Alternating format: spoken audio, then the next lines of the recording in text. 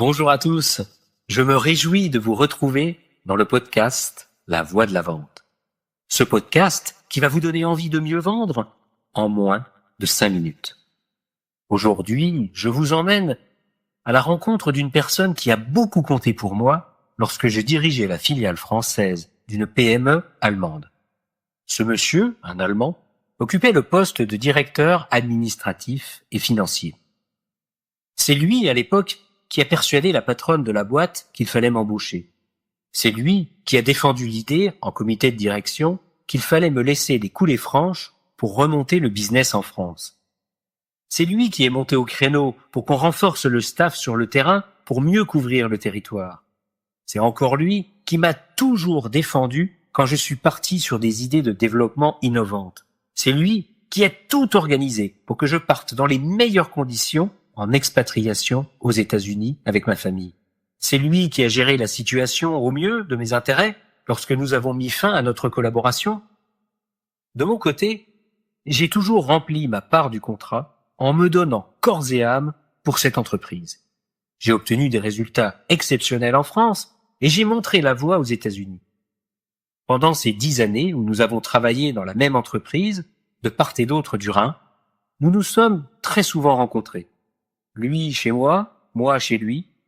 Nous avons passé des heures à parler de l'humain, du business, de la vie, de milliers de sujets qui nous rassemblaient, même si 10 ans nous séparaient. Pendant toutes ces années, une vraie relation d'amitié est née entre nous. Mais nous ne nous le sommes jamais dit. Une espèce de pudeur, typiquement masculine. Comme disait Montaigne au sujet de son amitié avec la Boétie, il s'agissait d'une évidence. À quoi bon en parler? Cette évidence, Montaigne, il avait trouvé les mots pour en parler. Il la traduisait en disant « parce que c'était lui, parce que c'était moi ». Nous ne nous le sommes jamais dit. Enfin, pas tout à fait.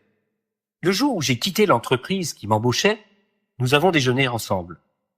À la fin du repas, il s'est levé, il a tendu sa main vers moi et m'a proposé que nous nous appelions par nos prénoms et que nous passions au tutoiement. Et oui, pendant toutes ces années, malgré des tonnes de confidences, des milliers d'échanges sur plein de sujets différents, nous nous appelions toujours par nos noms de famille, précédés d'un monsieur très formel, et nous nous vouvoyions.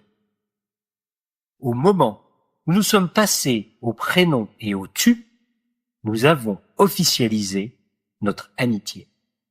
À cet instant, une vague d'émotion m'a envahi comme jamais.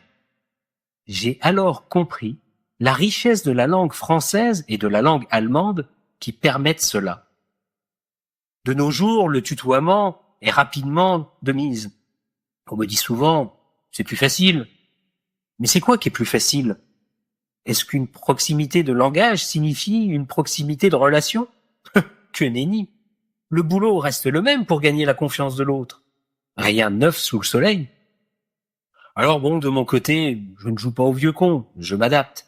Mais je trouve dommage de faire abstraction de cette finesse que notre langue nous apporte dans la relation à l'autre. Mais bon. Maintenant, à vous de jouer. Dans quelle catégorie vous rangez-vous? Vouvoiement précautionneux ou tutoiement facile? Prenez une feuille et un crayon. Faites un tableau. Rangez-y les avantages et les inconvénients de ces deux approches et décidez comment vous procédez à partir de dorénavant. Voilà, sur ce, je vous laisse et je vous dis à jeudi prochain.